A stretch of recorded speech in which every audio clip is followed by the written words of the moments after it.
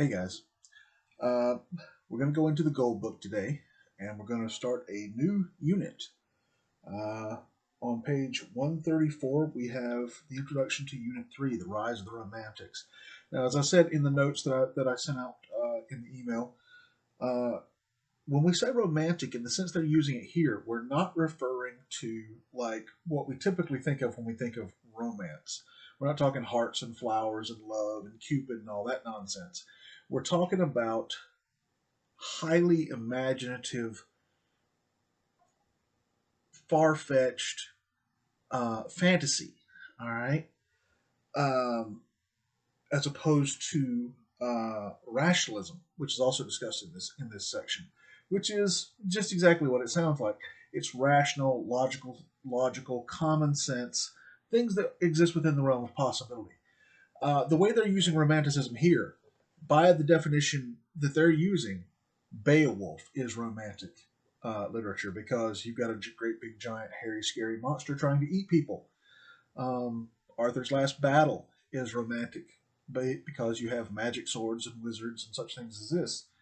Um, Transformers is romantic because it's about giant shape shifting robots from another planet. Uh, Anything that basically falls into the category of horror, fantasy, science fiction, even dumb comedies can be considered romanticism because it requires you to take a leap of faith, use your imagination, and there is almost always, I mean, there has to be a massive dose of willing suspension of disbelief. You remember, willing suspension of disbelief is knowing that something that just happened in a story couldn't really happen in real life, but you go along with it because if you don't, the story comes to a grounding halt. Um, there are no killer cyborgs from the future. We can't clone dinosaurs. But you go along with it because if you don't, that's the end of the story. Right? On page 134, we begin our reading. I'm going to be a little bit of a slacker today. I'm just going to kick back and read with my feet propped up, if that's okay with you guys. All right? We've got our timeline running across the top, which covers 1650 up to 1840. We're getting into the modern age now. And it begins. Do you prefer to think logically or to follow your imagination? Probably at different times you use different types of thinking. So did the writers of 17th and 18th century England. The Restoration. If you had lived in 17th century England during the years of 1650 to 1660, your imagination might have led you into trouble. The ruling Puritan party, headed by Oliver Cromwell, did not tolerate any disagreement with its own ideas. The Protectorate, as the government was called, even closed the theaters because the plays might take people's minds off more serious matters. Cromwell died in 1658, and in 1660 Charles II became King of England. His reign and that of his brother James II, who followed him, are called the Restoration. Would you want a king telling you what to do? Kings may be good or bad, but by this time the English had realized that it is best to follow the people's will. When James II seemed to be ignoring the limits the people had set for their monarchs, Parliament, the governing body, kind of like Congress is over here, sent him into exile. His daughter, Mary, and her husband, William of Orange, were put into his place. This is known as the Glorious Revolution of 1688, which led to both a new century, the 18th, and a new way of thinking called Enlightenment. All right, so we discussed the Protectorate and Cromwell a little bit at the end of Unit 2. Um, the Protectorate is basically the government of the Puritans. And if you've ever read The Crucible or The Scarlet Letter, you know who the Puritans are. By today's standards, we would probably call them religious fanatics. Um, there was a civil war to get rid of the children of King James, particularly Charles I, and the Puritans won. And they established a theocracy, a government of religion. And they imposed their religious beliefs and laws over the whole of England, even though majority of people in England were not Puritans. A theocracy, a government of religion. Um, there was no music that was not of a religious nature. There was no writing that was not of a practical or religious nature. Um, There was no dancing because that was putting yourself on vain display. Same thing with theater, that was putting yourself up on a vain display. All sorts of stuff like this. And I, feel like, and a lot of other people do feel like, they kind of put an end to the Renaissance in England. It has a little 10-year stutter, and then things continue. But for 10 years, they're running the show. And they send Charles's children, Charles II and James II, into exile. They're taken in by the French court, um, by their royal cousins of the French nobility. Cromwell, uh, great general and tyrant, depending on who you ask, um, rules effectively for about 10 years, and then he dies, and he's the linchpin holding everything together. When Cromwell dies, it all falls apart, and the Puritans lose power. This is the beginning of them beginning their great exodus um, to America. This is really when that starts. It starts arguably earlier, but this is when it really kicks into high gear. Um, and the princes are invited back to become, the royalty, the monarchy of England again. And Charles II is crowned king. But it's not like it was before. The days of the absolute monarchs are over. Now power is primarily resting in the hands of Parliament, which is their version of Congress. Charles saw the writing on the wall, pretty much knew, okay, I'm not completely a figurehead, but I do kind of have to play ball with Parliament. When James becomes king, Charles dies and James becomes king. He doesn't quite get it. He wants to go back to the old way of doing things. And Parliament, for all intents and purposes, fires him. All right? And they look to his daughter and her husband, William of Orange, and say, do you see the writing on the wall? Do you understand the rules as they are written now? And they say, yes, we do. And so they continue on as the monarchs. The return of Charles and James to become the kings of England, they call it the Restoration because it's the restoration of the monarchy. All right. The Enlightenment. People's new beliefs belonged to a period called the Enlightenment, which lasted through much of the 18th century, until philosophy called Rationalism. Rationalists thought that humans should depend on reason. They did not trust the imagination. Are you interested in science? Science was popular during the Enlightenment. People scanned the sky with telescopes. They explored the world of the microbe through microscopes. They invented new machines. These machines began the Industrial Age. With machine-made goods came mass production and more trade with other lands. England changed from a farming society to a commercial and industrial power. This is the beginnings of the Industrial Revolution in England, and they get this technological lead on the rest of the world, which leads to basically the beginnings, the birth of the British Empire. All right. When Charles II became king, the theaters reopened. Do you enjoy comedy? You'll read She Stoops to Conquer, a good example of a restoration play. Outside of the theater, literature was more serious. Two sad events of the time were the plague and the Great Fire of London. Excerpts from Samuel Pepys' diary, it looks like Pepys, but it's Pepys, will provide an eyewitness account of these calamities. Alexander Pope wrote about restoration habits and beliefs. You'll read some of his witty remarks here. We may or may not do Alexander Pope. Let's see how things go. Toward the end of the 18th century, writers known as the Romantics rebelled against the Enlightenment. The Romantics stressed the power of the imagination. I jokingly call the Romantics the world's first hippies. Do you like reading about nature? Romantics often wrote about people living a simple life in the country. Their characters might be ordinary folk or people who had rejected the values of society. Sometimes the Romantics wrote about supernatural events. In this unit, you will sample the poetry of two early Romantics, Robert Burns and William Blake. We may or may not do Burns. I hate to skip Burns. He's a favorite of mine, but we'll see how it goes. William Blake, we'll definitely do William Blake. We're not going to read Daffodils by William Wordsworth, and we're also going to skip the Dorothy Wordsworth Journal. We're also going to skip Shelley, which again I hate that. We're going to skip Keats. We may do Shelley. I don't know. We'll deal with that as it comes up. You have heard of Frankenstein. Now you have a chance to read part of the novel in which he first appeared. Frankenstein is a gothic thriller. Jane Austen's Pride and Prejudice is nothing like it. It is a quiet, humorous look at small town society. When you read the excerpts, see if you can tell why Pride and Prejudice is considered part of the Enlightenment rather than the Romantic tradition. As you read this unit, think about whether you prefer the writers of the Enlightenment or the Romantics, and what are the reasons for your choice. Okay, on page 136, we have She Stoops to Conquer. All right, I guess I will sit up for this after all. All right.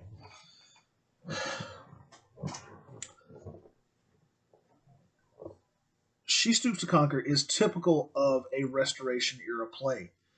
And that means it's silly, it's goofy, it's nonsensical, and there's a lot of it's what we'd call a rom-com, a romantic comedy. There's a lot of sexual innuendo. It's pretty tame by our standards today, but it was pretty scandalous back in its time period. It's not as bad as a French comedian named Moliere, uh, who wrote just absolutely bawdy sex joke nonstop stuff. But Goldsmith, he's prolific. Goldsmith is one of those guys who couldn't seem to figure out what he wanted to do with his life. He starts off studying, he's a student, and he tries out various careers. He attempts to be a doctor, he attempts to be a teacher, he attempts to be a preacher. All to no avail for all the same reason. He's kind of a slacker. He is a hard partier. He doesn't like to work. Writing for him was a hobby. So, of course, his writing took off like a rocket, and this was how he made his bread and butter. He dies pretty young. If I remember correctly, he dies at the age of 46. And it's a case where basically, just as quick as he made his money, he flittered it away. But he was, during his time period, extremely popular. On page 136, we have learned about plot. Now, we've already dealt with plot before, back when we did Macbeth. Plot is a series of events in a literary work. Conflict provides a dramatic action in the story. Climax is the moment at which the conflict is resolved. Now, we've dealt with all this. Plot is a series of events in a literary story. The series of events that take place in the story. Plot is composed of 4 components: exposition, complication, climax, resolution. Yes, you can have a 5 or 6 part plot, but we're going to stick with 4 because that's what your book is stressing. Exposition is background information on characters and events. The setting. They're basically setting the story up for you. Complication is the moment where conflict enters into the story. Things get complicated. Climax is the greatest point of conflict in the story. It's also the point where the conflict comes to an end because one side or the other ends the conflict. And climax is, of course, the resolution of events, the happily ever after or not, depending on the type of story that we're in. Conflict is, of course, an opposition between forces. And you can have internal conflict where the conflict is all in the character's mind or in his heart, or you can have an external conflict. There goes that light bulb again. In which you have a character in conflict either with another character or force of nature, or maybe even with his society in which he lives. All right, we're dealing with something new that we haven't really dealt with this story: comedy.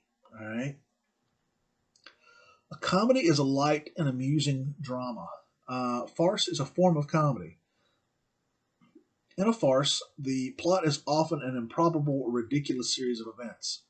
Mistaken identity sometimes forms a basis for humor in a farce. Sometimes certain characters are mistaken about their surroundings. They say or do things that would be appropriate in a different social situation, but are inappropriate in their current surroundings. The resulting confusion leads to a silly series of events. The confusion of the characters causes ridiculous conflicts. The climax arrives when the characters learn the truth. Now, did we touch on comedy before? I can't remember. I want to think we did, but I might be remembering a different class. But you basically have, at least for our purposes, two kinds of comedy.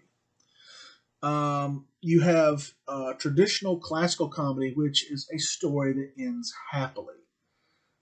Now, this means it can be flood, famine, death, rape, murder, pillage, horror, blah, all through the whole story, but it will end happily. All right. Consider a story like, oh, I'm having a brain fart. Sorry, guys. Um, Merchant of Venice. In the Merchant of Venice, you have a character who has to go to another character for a loan. Now, character A has been cruel to character B his entire life, and he hates him emphatically because he's Jewish.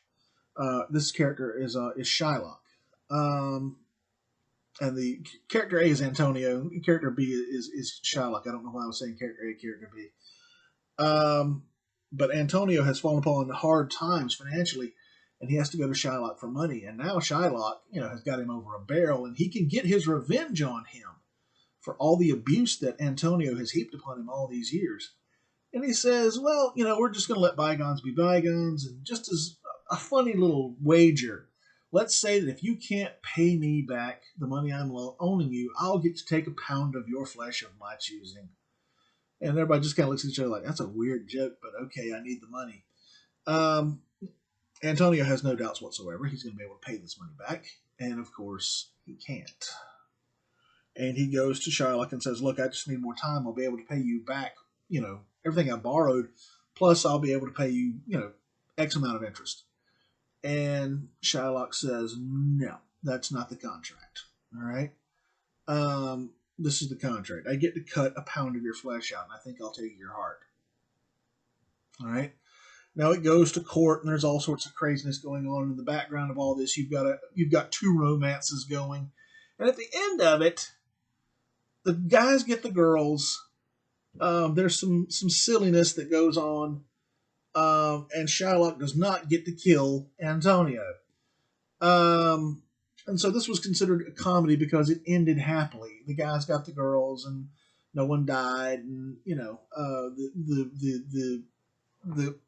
the evil moneylender was punished for his greed and hatred. Although, to be honest about it, Shylock's not really the bad guy. Not really. Anyway, I'm way off track. Sorry. But yeah, a story with a happy ending. Now, the type of comedy we're dealing with this, a farce, is a dumb comedy. All right? Think Family Guy. All right? It's just plain dumb. It doesn't make one lick of sense, and it's not supposed to.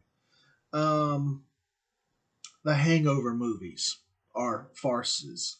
Every Adam Sandler movie ever made, just about, is a farce. I believe it's called Billy Madison.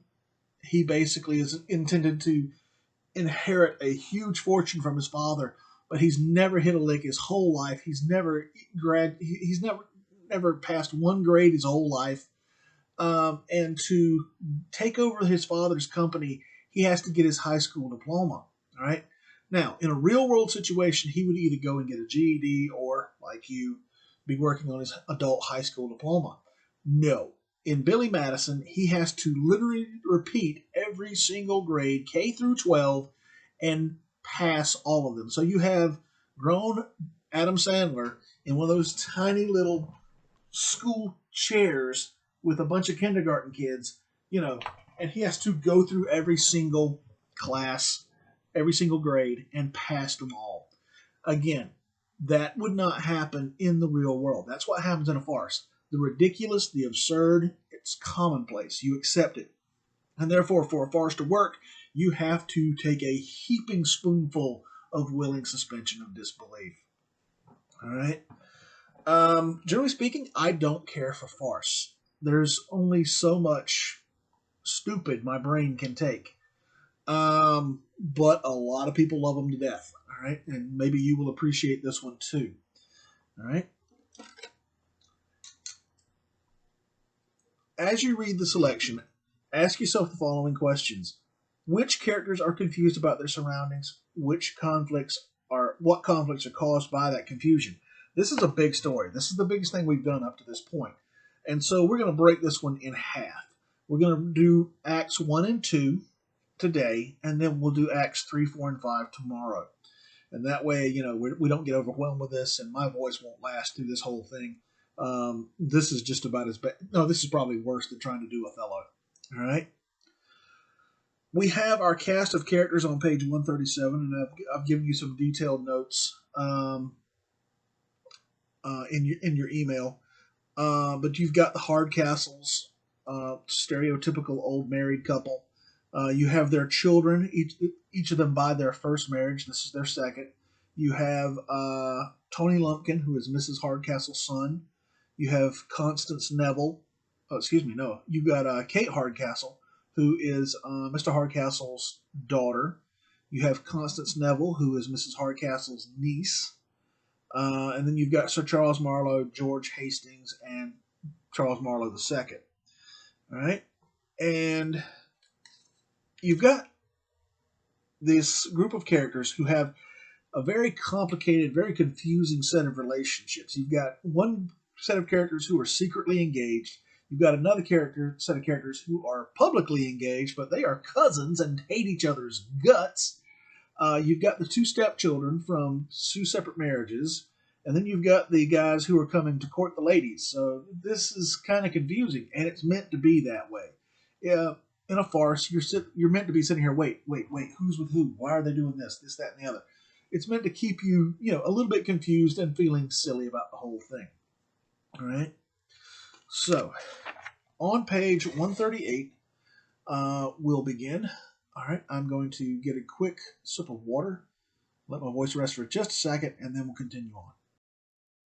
Okay, Act 1 on page 138. Act 1, Scene 1, a room in the Hardcastle's manor. Enter Mr. and Mrs. Hardcastle. I say again, Mr. Hardcastle, you're very particular. Is there a creature in the whole county but ourselves that doesn't take a trip to London now and then to rub off the rust a little? There's our neighbor, Mrs. Grigsby. She goes for a month's polishing every winter, and brings back enough fine clothes and foolishness to last the whole year. I wonder why London cannot keep its own fools at home. In my time, the follies of the town crept slowly among us, but now they travel faster than a stagecoach. Your times were very fine times indeed. You've been telling us of them for many a long year. Here we live in an old rambling mansion that looks for all the world like an inn, but we never see company. All our entertainment is your old stories of Prince Eugene and the Duke of Marlborough. I hate such old-fashioned nonsense. And I love it. I love everything that's old. Old friends, old times, old manners, old books, old wine. And I believe, Dorothy, you'll agree I've been pretty fond of an old wife.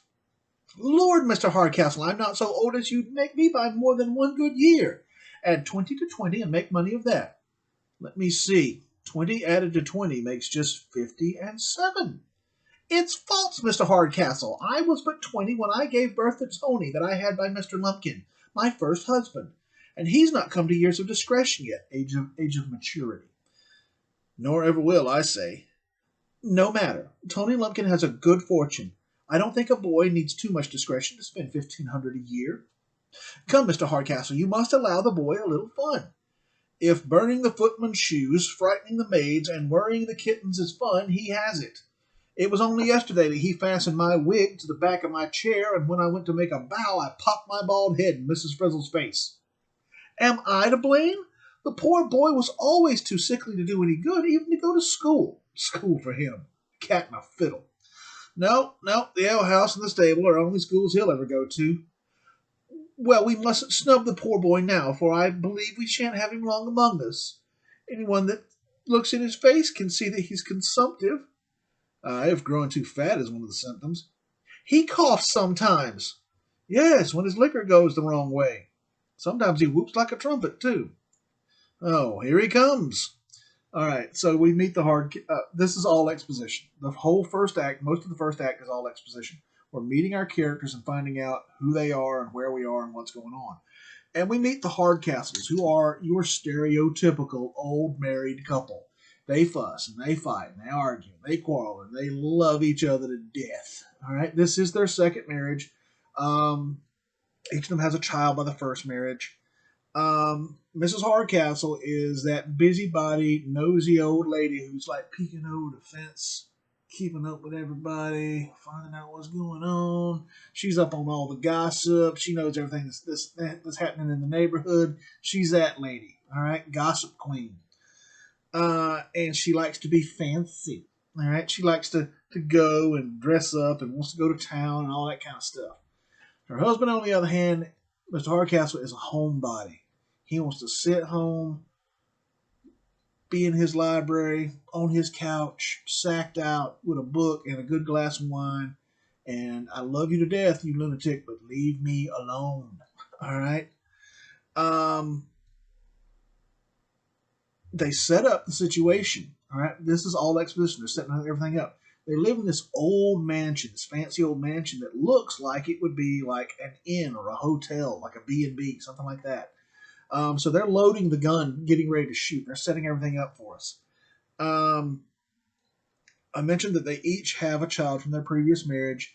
Tony Lumpkin is Mrs. Hardcastle's son from her first marriage. This comes up when she disputes how old that she says she is. Her husband says you're 57. No, I'm 40. But Tony apparently has not yet turned 21.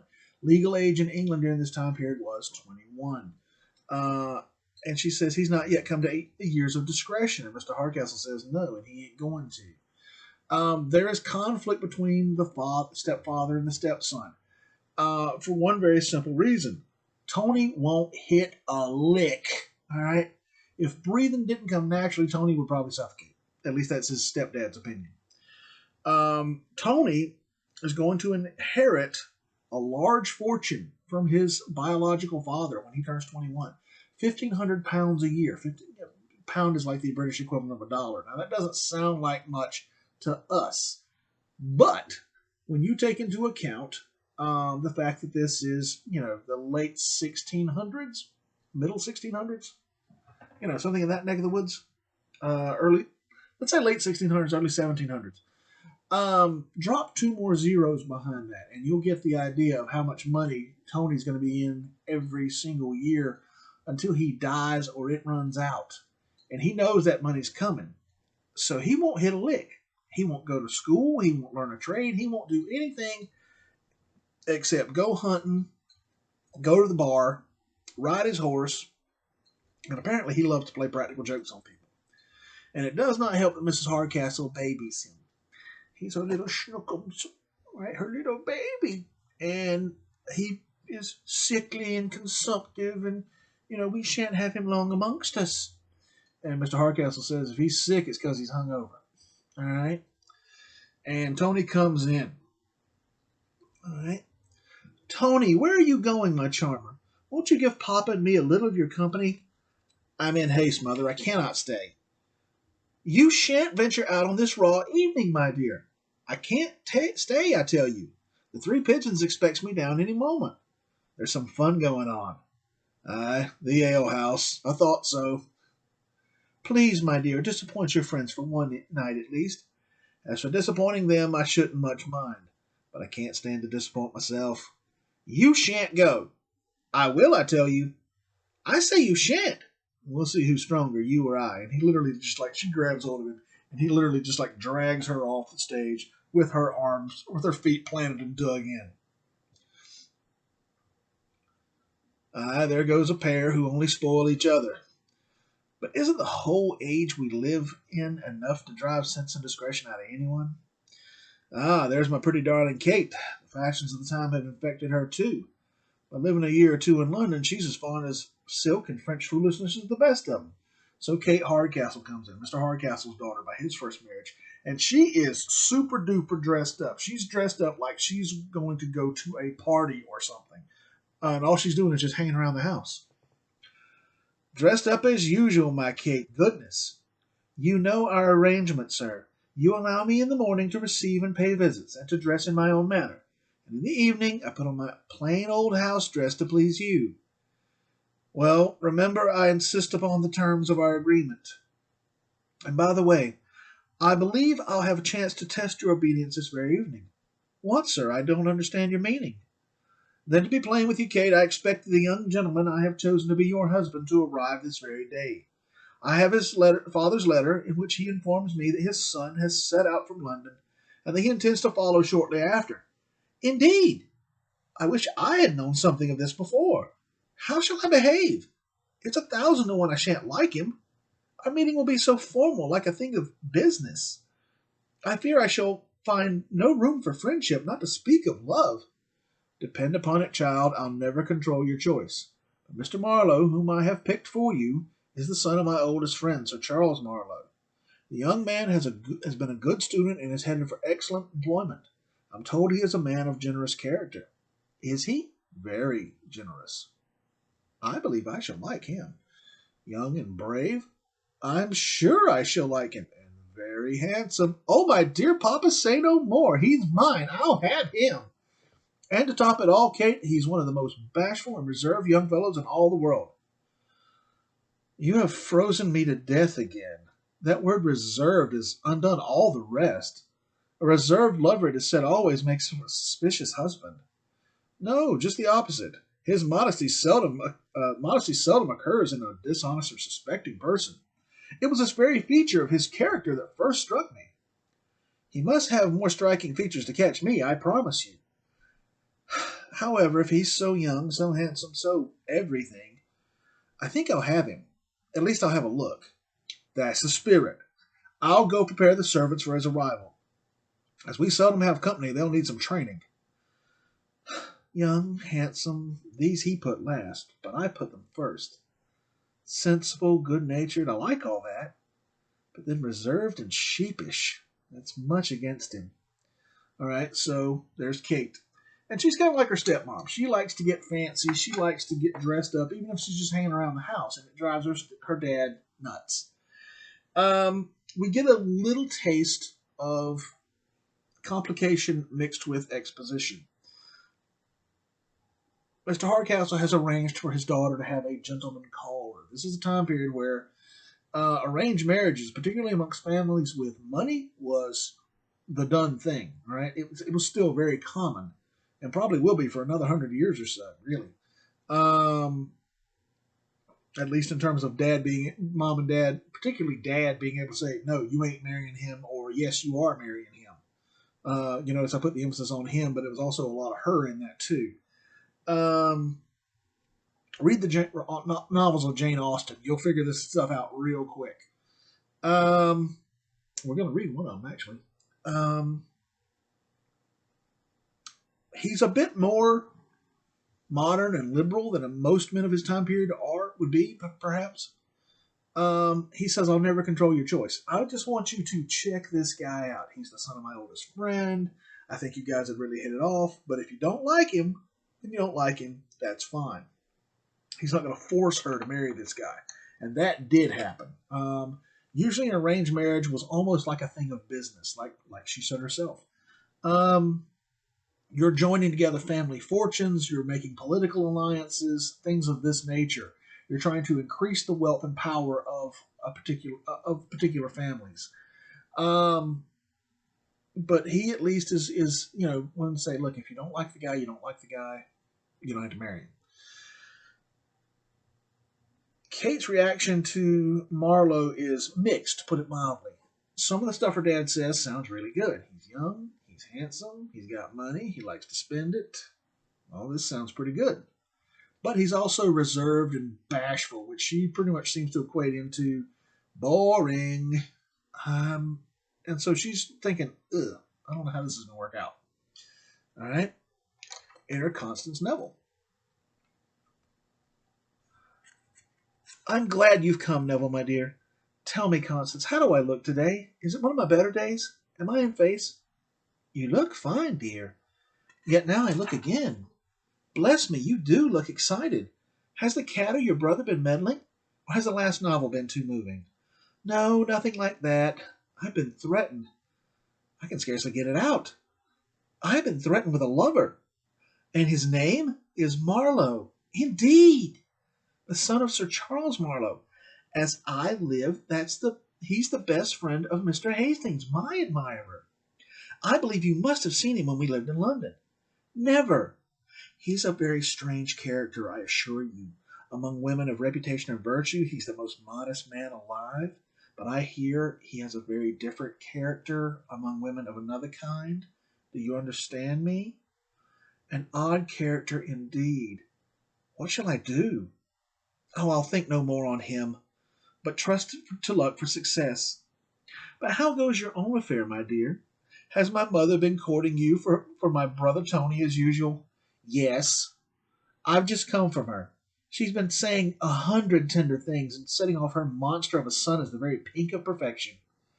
And she actually thinks him so. A fortune like yours is no small temptation. Besides, as she still has control over it, she'll do all she can to keep it in the family. That's one reason she wants you to marry your cousin. A fortune like mine, which is mostly jewels, is no such huge temptation. And at any rate, my dear Hastings is the one I hope to marry. But to keep the peace, I'll let Mrs. Hardcastle think I'm in love with her son Tony, and she never once dreams I dream of another. My good brother holds out against her plans, though. I could almost love him for hating you so. There, my aunt's bell rings for our afternoon walk. Goodbye. Courage is necessary, as our lives are nearing an important point. I wish it were all over and all were well. All right, so Constance enters. She is Mrs. Hardcastle's niece, Tony's cousin. She lives with the family. More exposition, a little more complication. Mrs. Hardcastle wants Tony and Constance to get married because both of them are getting an inheritance from the original Mr. Lumpkin, her first husband. She's getting a small fortune in jewelry. And Mrs. Hardcastle wants to keep all that money in the family. If Constance was to marry someone else, the way the law works in this time period is that her husband would basically become owner and become in charge of all her wealth and property, including this portion of jewelry. It would become his. And Mrs. Hardcastle doesn't want that to happen. She wants that money to stay in the family. All right? So she's forcing Tony and Constance to get married, even though they, one, can't stand each other, and two, are cousins. Probably not first cousins. Even that wasn't done back then. You didn't turn the family tree into a family shrub. All right? It's not West Virginia. But even still, there's a definite EU factor going on here. They're probably second or third cousins or more distant. Possibly even cousins by marriage. In any event, they don't like each other. They can't stand each other.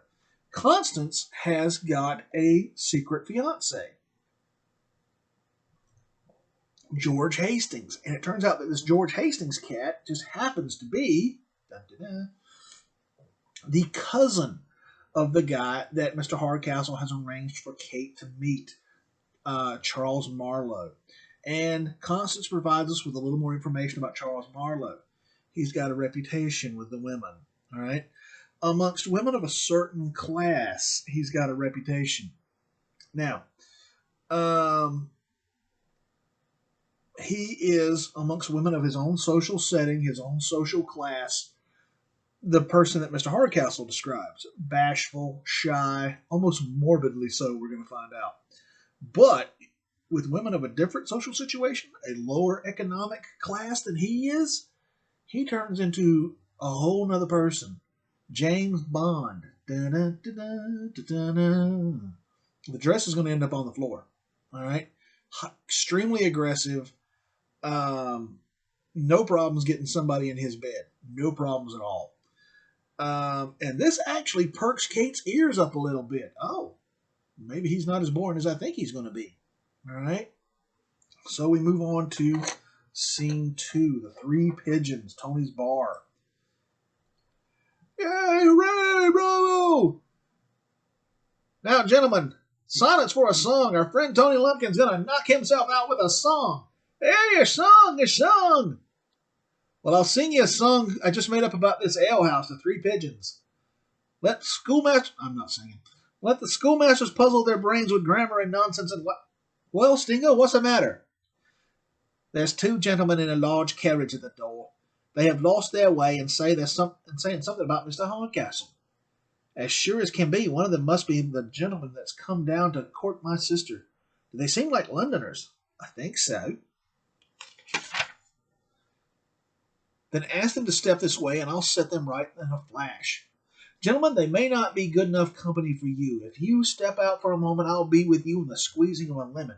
Now, to himself. We have a lot of asides in this play, just like we do in Othello, with the characters speaking to us, and that's what's going on here.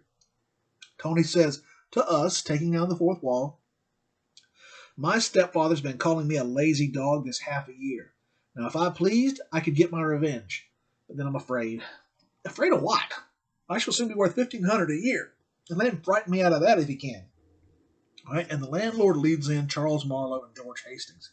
And these are a couple of city slickers. These are a couple of well-to-do, moneyed, fancy gentlemen. And they come into this little country honky-tonk bar tavern. And they're just kind of looking around like, oh, God. Oh, God. Where are we? All right. What a day we've had of it. We were told it was 40 miles across the country, and we've come more than 60. All because, Marlowe, of that shyness of yours. It wouldn't let us inquire more often along the way. No offense, gentlemen, but I'm told that you've been inquiring for one Mr. Hardcastle in these parts. Do you know what part of the country that you're in?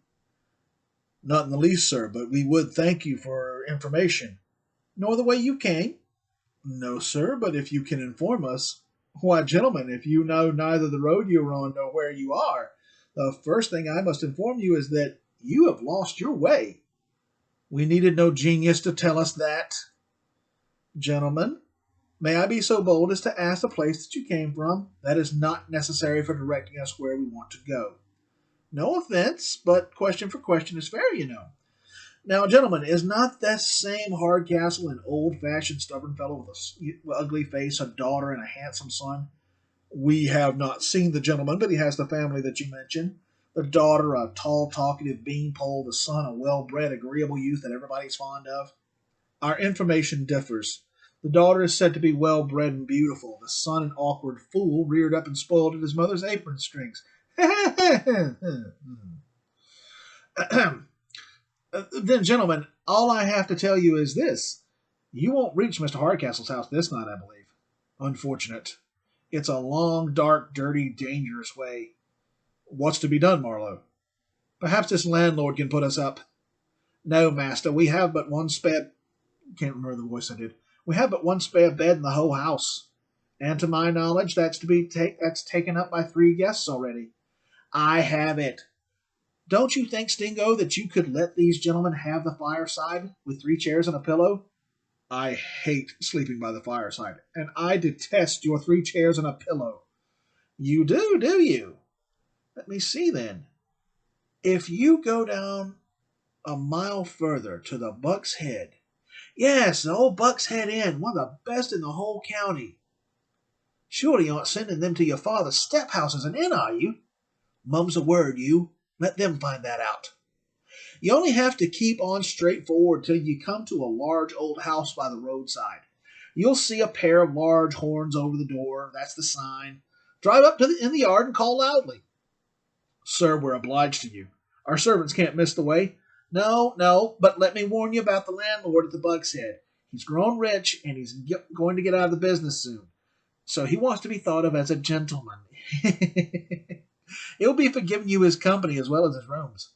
A troublesome old fool, to be sure, but he keeps as good meat and beds as any in the county. Well, if he supplies us with those, we shall want no more. We are to turn to the right, did you say? No, straight forward. I'll just step outside myself and show you a piece of the way. Mum, now. Bless your heart. All right, so this is where the where the complication really kicks into gear. Marlowe and Hastings get lost. They stop at the Three Pigeons, this bar, to ask for directions, and they run into Tony. And Tony, we already know, likes to play practical jokes on people. So he sets up Hastings and Marlowe. We said that one of the things that routinely happens in a farce is you have cases of mistaken identity. All right, Shakespeare loved to do stuff like this. Um, he tells them that, I'm sorry, there's just no way you're going to be able to get to the Hardcastle house tonight. It's too far, it's too dark, it's too dangerous. But if you go about a mile up the road to the Buck's Head Inn, you can stay there. The innkeeper is going to drive you nuts. He's like, you're just aggravating old man. But if you can put up with him, you'll have good food and good rooms. Now, the Buck's Head is, of course, Mr. Hardcastle's house. All right, and the aggravating old innkeeper is, of course, Mr. Hardcastle. Marlowe and Hastings, particularly Marlowe, have acted a little bit snotty, a little bit snooty when they come through the door. Tony's trying to make small talk, and they're just kind of blowing him off. Particularly, again, Marlowe is the one who's doing most of the rudeness. When the innkeeper offers to provide them what lodging he can, they both are like, no, heck no, that ain't happening. So we can well imagine how they're going to act when they get to Mr. Hardcastle's house and presume that his house is an inn and that he is an innkeeper. All right, great first impression on your potential father-in-law. All right, let me take a little pause. Okay, on to Act 2. Back at the Hardcastle's manor. Enter Mr. Hardcastle, followed by 3 or 4 awkward servants. Well, I hope you're perfect in the table exercises I've been teaching you. You all know your places and can act as if you've been used to good company. Aye, sir. When company comes, you're not to pop out and stare and run in again like frightened rabbits. No, sir. You, Diggory, who I have taken from the barn, are to make a show at the side table. And you, Roger, whom I have advanced from the plow, are to place yourself behind my chair. But you're not to stand so with your hands in your pockets. Take your hands from your pockets, Roger. And from your head, you blockhead, you. But don't I hear a coach driving up into the yard? To your posts, you blockheads. I'll go in the meantime and give my old friend's son a warm reception at the gate. What now? My place has gone quite out of my head. I know that my place is to be everywhere. Where the devil is mine? My place is to be nowhere at all, and so I'll go be about my business. This is not going to work at all well, is it? All right. Welcome, gentlemen, very welcome. This way. After the disappointments of the day, welcome once more, Charles, to the comforts of a clean room and a good fire. Upon my word, a very good-looking house. Antique, but comfortable. The usual fate of a large mansion. Having first ruined the master with expenses, it comes at last to collect contributions as an inn. You have lived at inns a good deal. In truth, I've been surprised that a person like you has seen so much of the world and never became more self-confident. The Englishman's malady. But tell me, George, where could I have learned this self-confidence you talk of? Most of my life has been spent at schools or staying at an inn. I've always lived far from the lovely place of creation that chiefly teaches men confidence. I don't know that I was ever really acquainted with a single modest woman, except my mother. But among females of another class, aye, among them you are confident enough. They are like us, But in the company of a woman of reputation, I never saw such an idiot.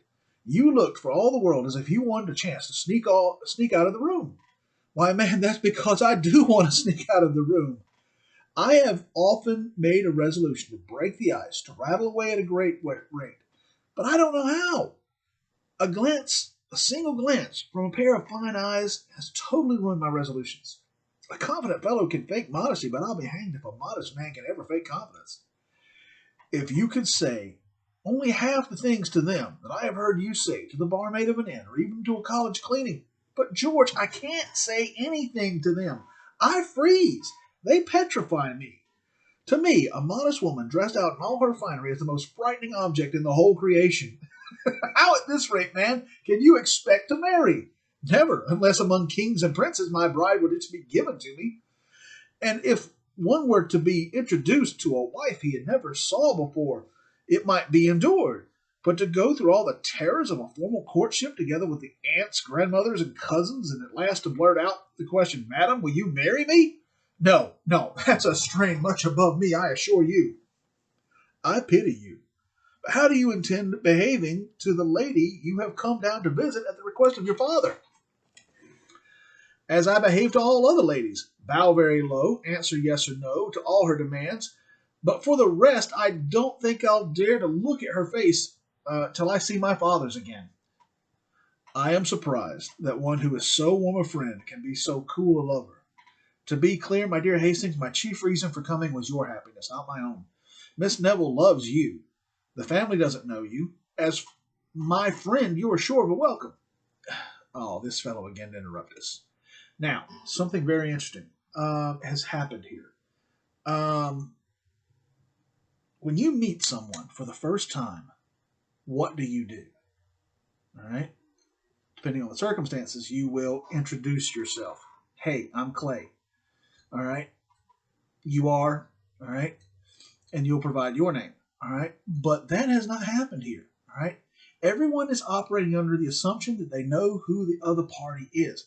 Mr. Hardcastle knows who they are. This meeting was already all arranged. Still, he should have said, hey, welcome. I'm George, not George, what is his name? Richard Hardcastle. Welcome, welcome. All right, that didn't happen. They, of course, they're gentlemen. They don't have to introduce themselves to a servant, to an innkeeper. He is, menial. They don't have to engage in interaction with him. He just has to do what they tell him to do. But so there's been no introduction. Everyone is just operating under the assumption that they know who each other is. All right? Gentlemen, once more you're welcome. Which is Mr. Marlowe? Sir, you are most welcome. It's not my way, you see, to receive my friends with my back to the fire. I like to give them a good reception, in the old style, at my gate. I like to see their horses and trunks taken care of. Another aside. He's speaking to the audience. He's got our names from the servants already. We approve your hospitality, sir. I have been thinking, George, of changing our traveling clothes in the morning. I'm growing ashamed of mine. Mr. Marlowe, you'll not have to dress up in this house. By George, you're right. With the women, you're wrong guy. By George, you're right. With the women, your first appearance is important. The first shot is half the battle. I intend opening the campaign with the white and the gold. Mr. Marlowe, Mr. Hastings, gentlemen, please, be informal in this house. This is Liberty Hall, gentlemen. You may do as you please here. Yet, George, if we start the campaign with too much strength, we may need ammunition before it is over. I think I'll reserve the gold for after a retreat. Your talking of a retreat, Mr. Marlowe, puts me in mind of the Duke of Marlborough when he first went to conquer Denane. He first summoned the garrison. Don't you think my yellow jacket will do with the brown pants? He first summoned the garrison, which consisted of about 5,000 men. I think not. Brown and yellow mix very poorly. I disagree. They're both earth tones. I say, gentlemen, as I was telling you, he summoned the garrison, about 5,000 men. The girls like yellow. About 5,000 men, well provided with ammunition. Now, says the Duke of Marlborough to George Brooks, who stood next to him, you must have heard of George Brooks. I'll pawn my dukedom, says he, but I'll take that garrison without spilling a drop of blood. So, what is going on here? All right. The guys are discussing what they're going to wear when they meet with the girls. And Mr. Hardcastle is trying to engage them in small talk. He's trying to tell them old war stories to entertain them. And they are completely blowing him off. They're just totally ignoring him. Why? Because he's a servant and they are gentlemen. They don't have to interact with him. They don't have to engage him in polite conversation. So he's sitting here trying to be the good host and entertain his guests, and they're just completely ignoring him until... What, my good man? If you gave us a glass of punch in the meantime, it would help us carry on the battle with vigor. Punch, sir. And then to us he says, this is the strangest kind of modesty I ever met with. Yes, sir. Punch, sir. A glass of punch after our journey will be comfortable. This is Liberty Hall, you know. I hope you'll find this to your liking. I have prepared it with my own hands, and I believe you'll agree the ingredients are good. Here, Mr. Marlowe, Here is to our better acquaintance. I see this fellow wants to give us his company and forgets that he's only an innkeeper and not a gentleman. Here's your health, my philosopher. Good, very good, thank you. Your talk puts me in mind of Prince Eugene, when he fought the Turks at the Battle of Belgrade. You shall hear, instead of the Battle of Belgrade, I believe it's almost time to talk about supper. What's your philosophy got in the house for supper? For supper, sir? Was there ever such a request to a man in his own house? Yes, sir, supper, sir. I begin to feel an appetite. Such a demanding dog surely my eyes never had beheld. What? Really, sir, as for supper, I can't well tell. My wife Dorothy and the cook settle these things between them.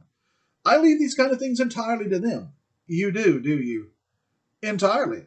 By the way, I believe they're talking about what's for supper this moment in the kitchen.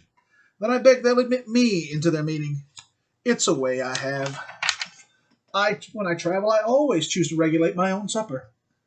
I beg that you'll leave all that to me. You shall not stir a step. Leave that to you. I protest, sir. You must excuse me. I always look to these things myself. Well, sir, if you're determined at least to go with... yeah. Well, sir, I'm determined at least to go with you. This may be modern modesty, but I never saw anything so like old-fashioned rudeness. And they leave together, all right? I find this fellow's friendship begins to grow I find this fellow's friendship begins to grow troublesome. What do I see? Miss Neville, by all that's happy. My dear Hastings, what unexpected good fortune! What accident have I to thank for this happy meeting? Rather let me ask you the same question. I could never have hoped to meet my dearest Constance at this inn. An inn? You are surely mistaken.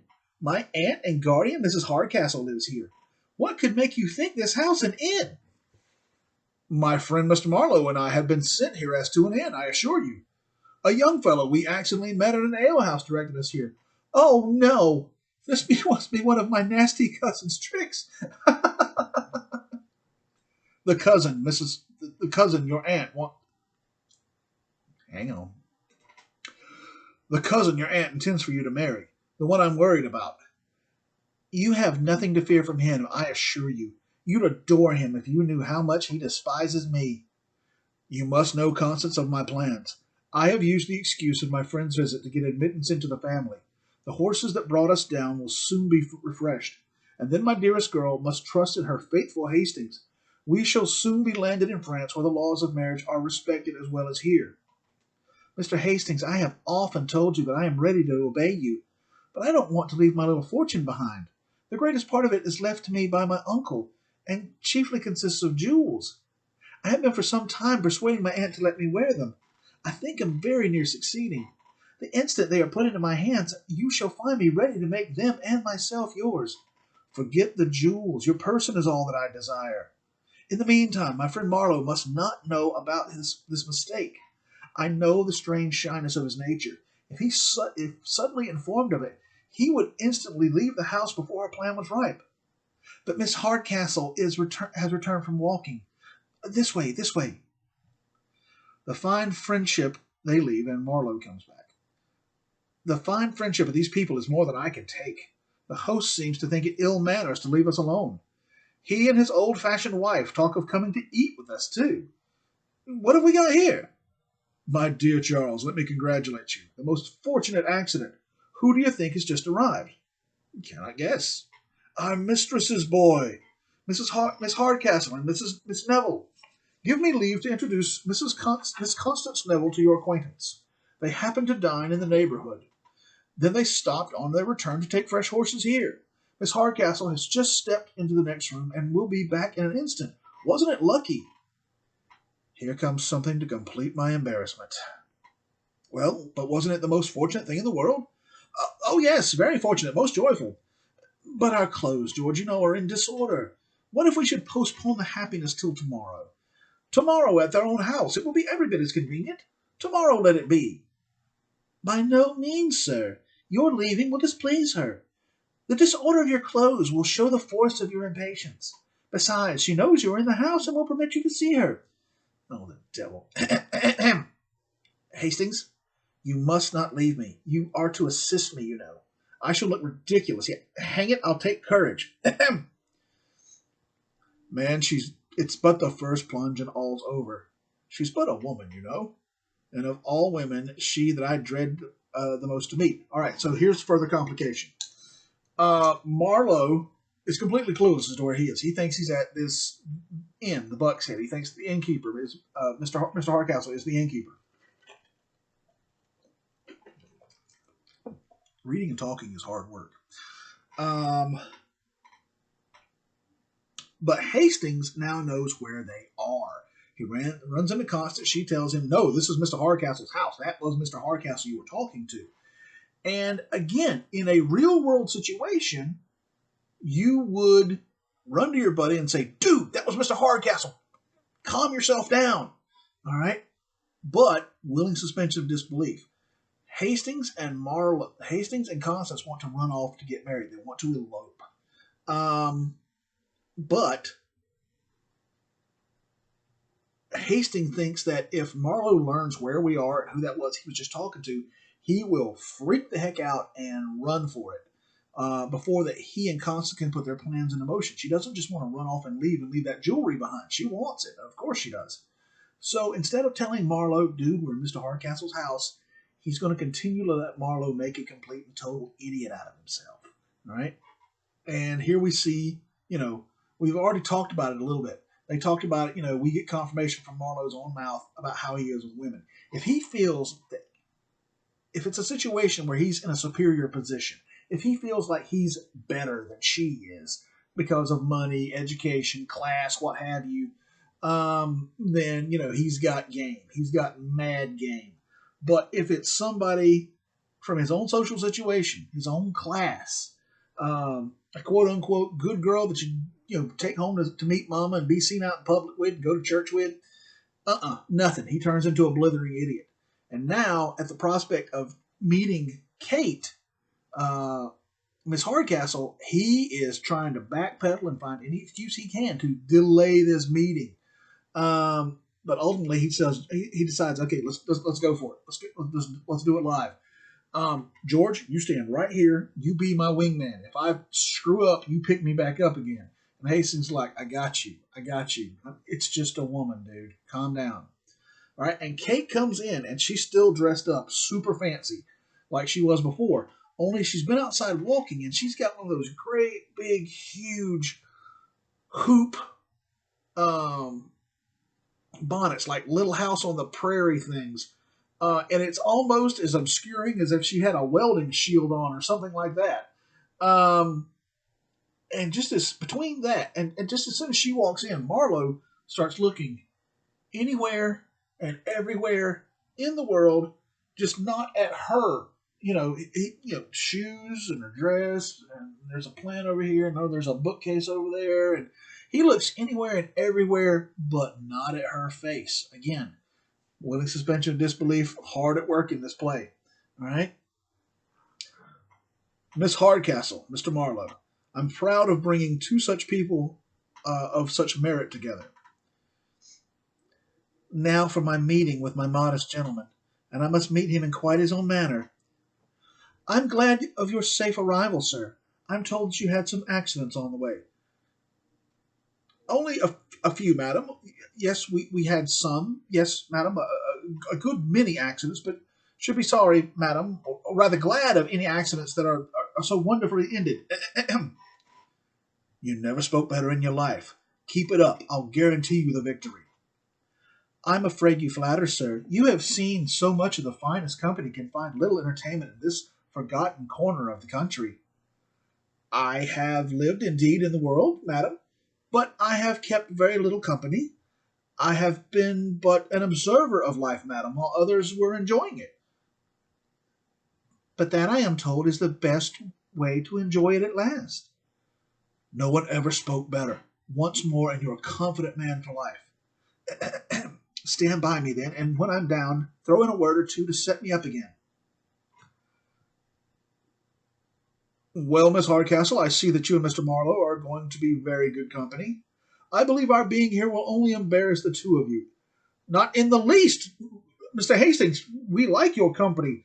Zounds, George, how can you leave us? Our presence will only spoil conversation, so we'll retire to the next room. Don't you realize, man, that we want a little meeting of our own? And they leave, leaving him alone with her. All right? But you have not always been just an observer upon life, sir. The ladies, I hope, have received some part of your attention. Pardon me, madam. I as yet have tried only to deserve them, and that some say is the very worst way to please them. Perhaps so, madam, but I love to converse only with the more serious and sensible members of the sex. I'm afraid I grow tiresome. Not at all, sir. There is something I like. There's nothing I like so much as serious conversation myself. I could hear it forever. Indeed, I have often been surprised how a man of quality could ever admire those light, airy pleasures where nothing touches the heart. It's a disease of the mind, madam. In the variety of tastes, there must be some who wanting um I understand you, sir. There must be some who, wanting certain pleasures, pretend to despise what they are not capable of getting. My meaning, madam, but much better expressed, and I can't help observing. Um, who could ever suppose this fellow rude upon some occasions? You were going to observe, sir. I was observing, madam. I protest, madam. I forget what I was going to observe. You were observing, sir, that in this age of hypocrisy, something about hypocrisy, sir? Yes, madam. In this age of hypocrisy, there are few who do not. Uh, uh, I understand you perfectly, sir. Egad, that's more than I do myself. You mean that in this age of hypocrisy, there are few who do not condemn in public what they practice in private? True, madam. There are those who have most virtue in their But I'm sure I tire you, madam. Not in the least. There's something so agreeable and lively in your manner, such life and force. Please, sir, go on. Yes, madam. I was saying there are some occasions when a lack of courage, madam, destroys all of the and puts us upon a. I agree with you entirely. A lack of courage sometimes looks like ignorance and makes us fail when we most want to succeed. I beg you to proceed. Yes, madam. But I see Miss Neville wants us in the next room. I would not wish to keep her waiting. I protest, sir, I was never more agreeably entertained in all my life. Please go on. Yes, madam, I was. But she waits for us to join her. Well, then I'll follow. This conversation has ruined my chances. Was there ever such a sober, serious interview? I'm certain he scarcely looked at my face the whole time. Yet the fellow, for all his bashfulness, has good sense. If I could teach him a little confidence, it would be doing somebody that I know a favor. But who is that somebody? Well, that's a question I can scarcely answer. Worst first date ever. Well, maybe not that bad. I've got some stories. Um, Marlowe and not Marlowe, Hastings makes introductions between him and her. This was how it was done. Everything was very formal in relations between men and women. It was not at all uncommon to need to be introduced to someone of the opposite sex. We'll deal with this a little bit more when we deal with Jane Austen.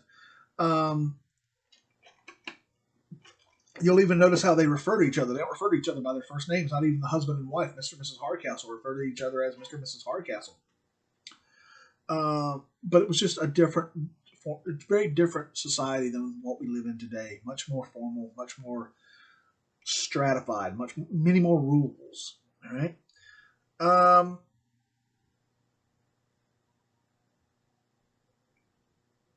Marlowe at first makes a pretty good effort at it. He's got George here backing him up. He's like, "You're fine. You're good. Just keep talking. You're great. Keep going." And he's managing to make conversation with her. But then, he and Constance, they hadn't seen each other for a while. They want a little private meeting of their own. And Marlowe's like, George, George. Where are you going, George? Man, don't you know we want a little meeting of our own? All right. So they leave. And he falls completely apart. And she doesn't help matters. All right. She's trying to find out about his reputation with women. And she steers the conversation in that direction. She brings up those light, airy pleasures that a real gentleman, a man of quality, wouldn't know anything about. Light, airy pleasures that never touch the heart. Casual sex. All right. Um, just hooking up. And Marlowe, and yeah, this is kind of shocking for this to be in a high school English book. I wonder if they knew what they were getting into. Marlowe shatters like a cheap piece of glass. He can't put two words together to make a sentence. It's all madam, what I was trying to say, and what I meant was, and towards the end, she's just messing with him. She's just basically leading the conversation around, trying to make him just as uncomfortable as she can, just enjoying watching him squirm. Towards the end, he's like a wolf in a trap. He's like, Miss Neville wants us in the next room. And she's like, no, stay here and talk to me. I'm enjoying this so much. But Miss Neville wants us in the next room. No, stay and talk with me. Miss Neville wants us in the next room. Finally, she lets him off the hook, and he almost runs out of the room. There is a point where he tries to tell her, I'm scared, I'm nervous, I'm trying. I know I'm screwing up, but I am trying. And she pretty much just kind of grinds her boots on him. She's like, yeah, sometimes we lack courage, and it comes across looking like, failure. She's pretty much telling him it ain't going to work, dude. It's just not going to work. She thinks he's okay. She's thinking if I could just teach him to be a little more confident, maybe I can hook him up with somebody else. Maybe I can pair him off with somebody else. I don't know who, but he is not for me, and I am not for him. All right? So, in the next room, apparently, she and they leave, and from the other room comes Tony, Constance, and Mrs. Hardcastle, and Hastings. Apparently, they didn't go join them in the next room. I don't know. What do you follow me for, Cousin Con? I hope, cousin, that I can speak to one of my own relations and not be to blame. I know what sort of relation you want to make me, but I won't do. I tell you, Cousin Con, it won't do. So I beg you, keep your distance. I want no nearer relationship. You don't want no relation with Constance. Well, Mr. Hardcastle, Well, Mr. Hastings, you are very entertaining.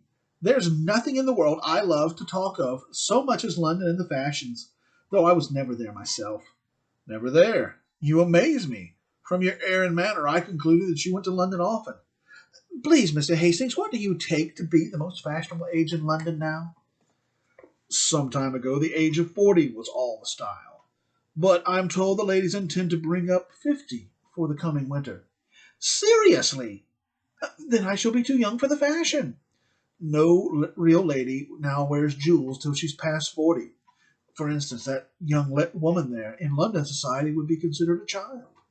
And yet my niece thinks of herself as a woman. Why, she's as fond of jewels as the oldest of us all. Your niece, is she? And that young gentleman, a brother of yours, I should think. My son, sir. They are engaged to each other. Observe their little games. They fall in and out 10 times a day as if they were man and wife already. Well, Tony, my child, what soft things are you saying to your cousin Con this evening? I have been saying no soft things. Never mind him, Con, my dear. He's another person behind your back. That's a crack. He's a sly one. Don't you think they resemble each other about the mouth, Mr. Hastings? They're of a size, too. Back to back, my pretty, so Mr. Hastings may see you. Come, Tony.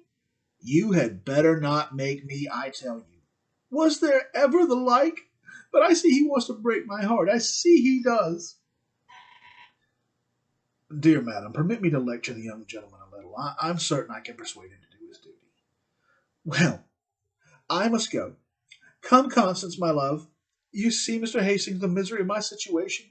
Was ever a poor woman so bothered by a dear, sweet, undutiful boy? And the girls leave. Don't mind her. Let her cry. It's the comfort of her heart.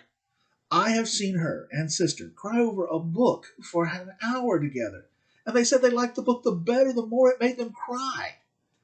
Then you're no friend to the ladies, my young gentleman. Well, I'm a friend to some. Not her of your mother's choosing, then. And yet she appears to me a pretty well-tempered girl. That's because you don't know her as well as I do. Well, you must allow her a little beauty. Yes, you must allow her some beauty. Make up. She's all a made-up thing, man. If you could see Bet Bouncer these parts, you might then talk of beauty. She has two eyes as black as sloes and cheeks and broad as red as a pulpit cushion. She'd make two of Cousin Con.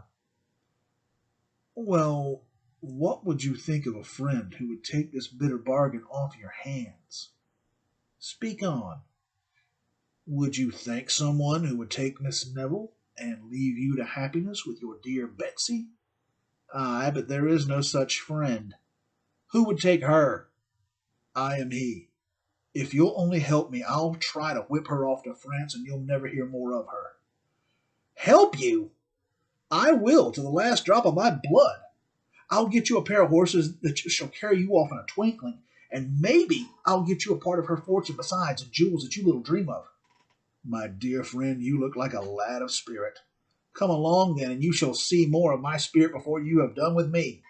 All right, so that's the act and the introduction for this particular piece. We'll pause it right here, and then we'll continue with Acts 3, 4, and 5 tomorrow. That way, we don't have too much on us for one sitting. All right. I hope you guys